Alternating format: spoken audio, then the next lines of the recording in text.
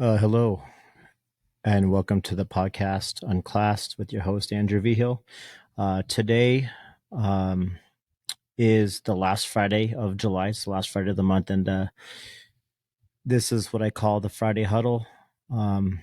This is where I talk about things that are maybe a little harder to talk about or topics that make us, a little more uncomfortable or a little more aware of what's going on.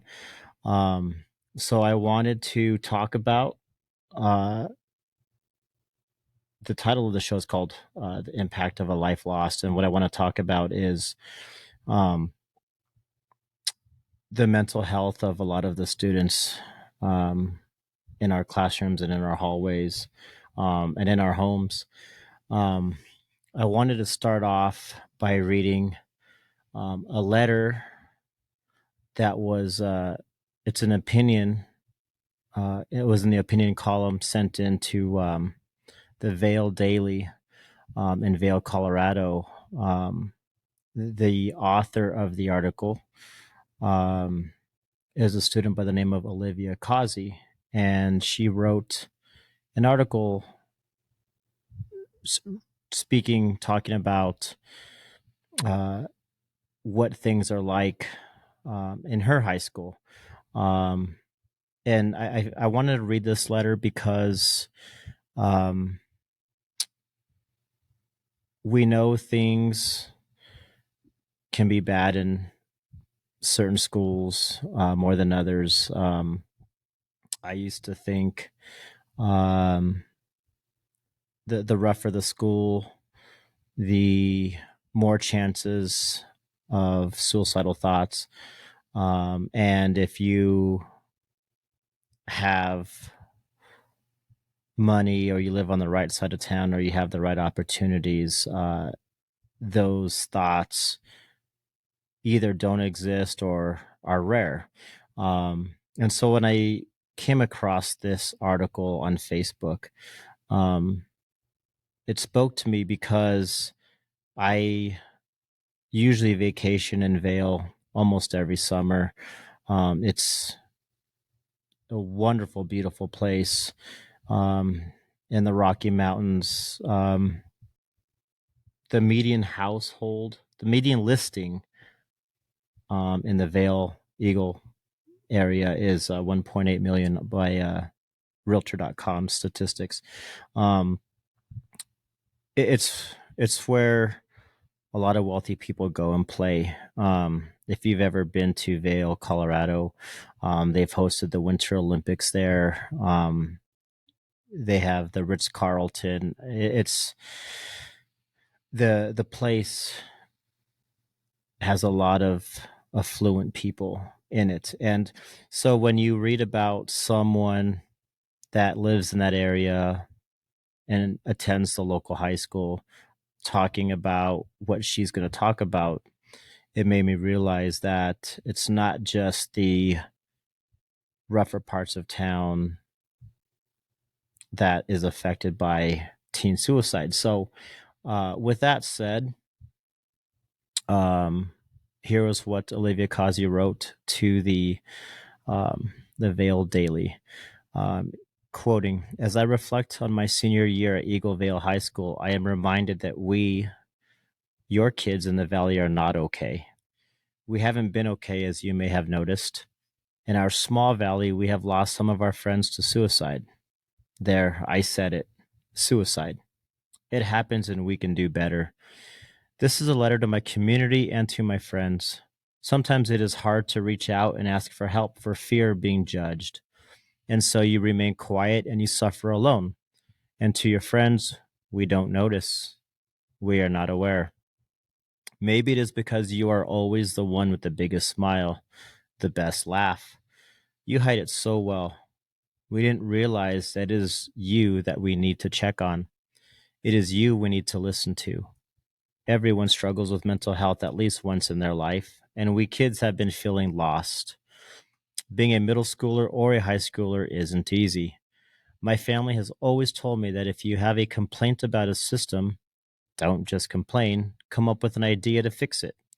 We need to think about mental health and our youth differently. Changing how we look at mental health in this valley won't be easy, but there are things we can do, and it starts in our schools. I think we need to incorporate mental health education into our curriculum. It needs to be well known, and the school must be an easier place to ask for help, anonymous help. Many times, your kids don't want to talk about substance abuse, addiction, or depression because they are afraid that if they talk about those things or the way they are spiraling, they will get in trouble. Other times, we haven't been able to eliminate the stigma of mental health. How do we do this? We start in our schools, and yes, I mean middle school. We train kids to notice others. We teach mental health in a yearly curriculum. We have a safe place to talk. We have a safe place to report. We plaster, speak up, reach out across the school halls. But this is only a start. We have to look at mental health differently in all aspects of our society. Much of the way we do things needs to be scrapped. I am 18 years old and I know 4 people that have passed away from suicide. This is not okay. And this is where you come in. I want to make this change, but I am just one person. I need your help. My freshman health class talked about mental health for 1 unit. 1 unit. This is not good enough. One person dies every 11 minutes from suicide in the United States alone. In this valley, I know we have had 2 attempts in the last 3 months. This should not occur. Doing something to create change isn't easy, since it is not easy to create a new dynamic, but we need to make this change. And this part is to you, my friends. Kids I know, kids I don't know. It is hard to ask anyone to talk about mental health. So I will tell you how I feel, and that may or may not spark your interest in change. Personally, I struggled with depression for a long time. I never wanted to reach out. I thought I was all alone and no one noticed. My mom was the one person to help me see the light at the end of the tunnel. That doesn't mean it went away right away or it was an easy road. I did it because I watched her hurt, watching me struggle. I didn't want to see her upset. If you are struggling with depression, just know that there is someone out there who will listen. You just have to find your person. Maybe it's a parent, maybe it's your best friend, maybe it's a teacher, maybe it's your sister or your brother. And to those who we confide in, we need to help you know how to respond, what to do, and we need to have really easy access to this information. If you want to help and you have something to say or an idea, you can email me at oliviacausey@icloud.com. Feel free to share ideas to circulate or just talk. You choose.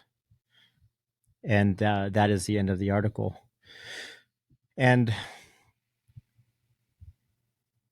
once again, I am so appreciative that this young lady wrote something so honest uh, in regards to what her and her classmates are going through. Um, I was talking with one of my colleagues the other day, and I said how this episode was going to be a little tough for me because teen suicide is just a really hard thing to talk about. And he said it sounded like that I have a connection to that. And I said, well, when you've been in the classroom 22 plus years, you will have specific connections to teen suicide, um, whether they're your student currently or a few years down the road, and you find out that that's what happened. It it really kind of just takes the air out of your lungs for a little while. Um, and so I still remember when I was teaching middle school, there was a young lady that was just a special gal, and I won't mention her name just for privacy reasons. But she was very popular. She was a friend to a lot of people and just a really special gal. And a few years upon entering high school, some of her classmates reached out to me and said that she had taken her life. And I found myself about 5 years into teaching, um, at a funeral service, and it made me struggle because I don't know if I was ready for that aspect of teaching. Um, that's not in the curriculum you study when you become a teacher. It's not talked about in student teaching. No one tells you what to say, how to respond when you find yourself in a situation that you either have a current student or a previous student that has taken their life. Um, so that was a real eye-opening experience, um, because I really liked that student when I had her in middle school. Um, and people might be thinking, well, there's obvious signs if someone's thinking about that, and there are some. Um, if they start withdrawing from the normal crowd of their family, or if they start giving stuff away that has value to them, uh, you know, we could talk about what the common signs are, um, but that doesn't encompass everyone that considers taking their life or takes their life. Um, I still remember a few years ago, my family was struggling. My wife and my son were struggling because we had lost a child, and um, my son was, believe, 7 or 8 at the time, and he was struggling. He didn't understand why he lost his little brother, and so we decided to kind of just do a family counseling. We tried this place out, and I'll never forget this couple that was there. They looked hollow. There was no life in them. There was no life in their eyes. They were there with I think another boy, another son, and no one knew. Like, you don't introduce yourself and talk about why you're there on the onset. You kind of just talk a little bit about the grieving process and stuff, and then they break you up uh, into groups. And I remember I was in a room, and the man who was with his wife there, he was in my group, and he started sharing why he was there. He had been going to that counseling service for a while, but he said, I can't move past my anger, my depression. And he noticed there was me and a couple other people that hadn't been there before, so we didn't know his story. And so he told us, he said, for those of you that don't know, my son committed suicide last year, and it blindsided us, my wife and I and my family, because he had really good grades. He was the quarterback of the football team. He had scholarship offers.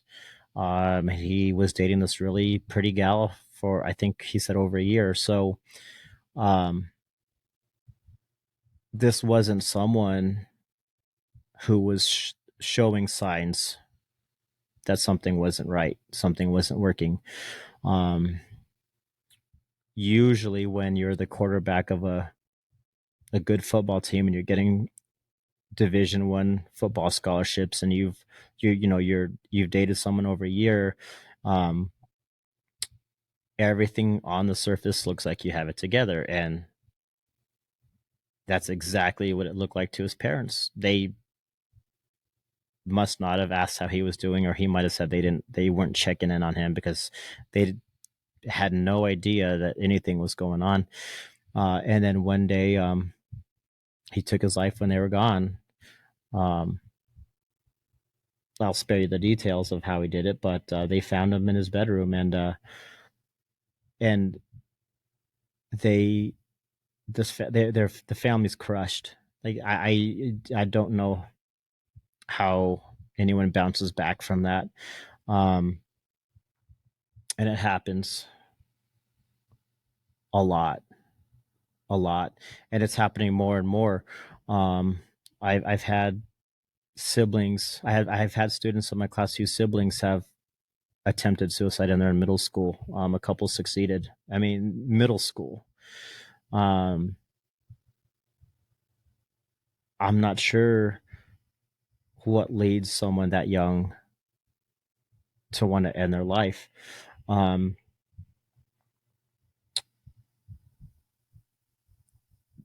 one of my students that I had a couple of years ago um, had thoughts of taking her life, and this example this really affected me because it was a not a current student, but it was a student I had just the previous year, um, and I had her during COVID, so it was online teaching, and I'll tell you, when your personality um, shows itself on a virtual screen, that says a lot. This beautiful young lady, just has so much flair, fashion. The way she dressed, and I had her after COVID as well. That's why I know about the fashion and how she dressed and all. But I always joked with her and I said how she'll have her own TV show one day. I told her she kind of was like a Tyra Banks. She just People just gravitated to this young lady. She had the personality, and she was just one of those people that no one was a stranger to her. Um, that's just who she was. And when I found out that she had thoughts of taking her life last year, it really affected me because I didn't think someone like that would have those thoughts. And so the message to you parents or guardians is check in check in with your kids, because they don't necessarily will show you their cards if they're struggling. Like the article said, some kids, they feel like they might get judged if they are honest with family members, or close friends, um, and for us in the schools, us teachers, us coaches, counselors, administrators, nurses, whatever role you play, um, even campus security guards. We have one that's just an amazing individual. Um, I believe that we have an obligation to check in with our kids, um, because we have them sometimes longer than they see their parents. And you know, I really have a strong interest in my students. I really study them, um, because I just love my kids so much. I was going to leave teaching to become a counselor, um, and I was studying some of the curriculum, uh, taking a couple graduate classes for counseling.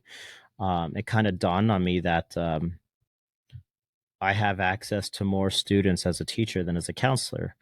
And sadly, there's a stigma attached to counselors, in middle schools and high schools, right? Students don't want to see a counselor. They don't want to talk to someone they don't know. I've had a lot of students um, tell me that they'd rather talk to me than a counselor. And of course, I have to direct them to the right people, to the trained professionals. But they tell me, a lot of kids, they just don't, they kind of don't want to talk to counselors, and I always try to encourage them to do that, even though they may not know them as well.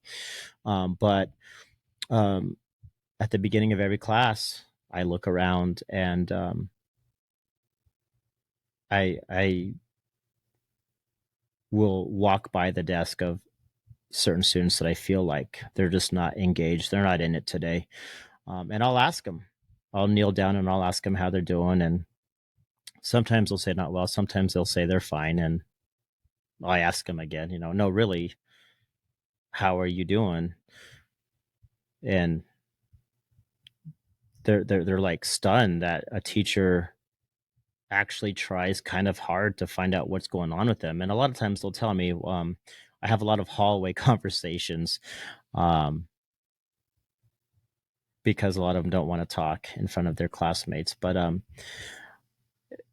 mental health, it's just, there's just so many kids struggling with those issues.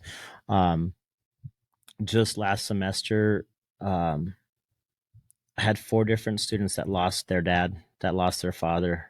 Um, and one girl I didn't see for a couple of weeks. Good student, and usually there's teachers that will start thinking negatively, wondering why they're missing for a couple of weeks. I don't usually jump to any conclusions, and I saw this young lady. I hadn't seen her in 2 weeks, and I said, "Hey, um, haven't seen you in a couple of weeks. You okay?" And she's like, "Well, my dad died." And I kind of just paused and took a step back and just like, "Oh my gosh." I mean, she was gone for a couple of weeks, and her dad died in the hospital. She told me the story. She was there at his bedside, and she lost her dad. And I had another young man on the football team.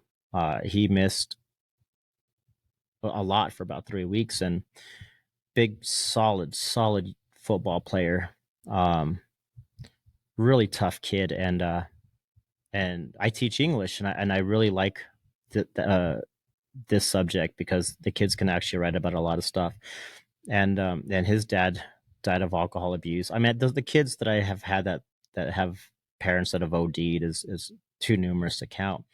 But this young man lost his dad, and he kind of went on a drug and alcohol binge, and he did not spare the details of the things he did.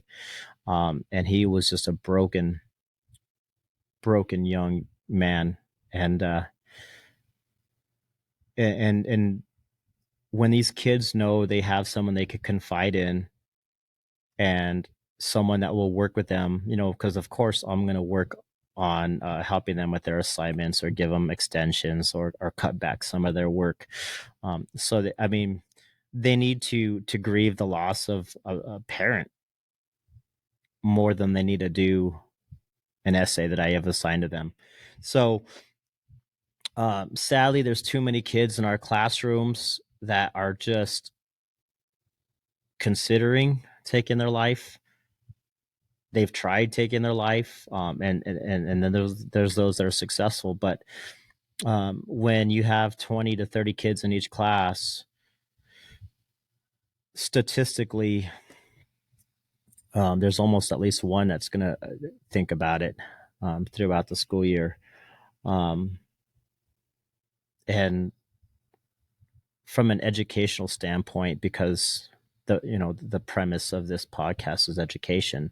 Well, you know, how much are these kids wanting to learn, or how much are they able to learn when they experience so much at home? Um, and and we all struggle with it at times. Um, Even myself, there's times where it's just like, man, this was just a really, really heavy day, or this has been a heavy week or a month or a heavy year. And, I would be okay if this was all gone.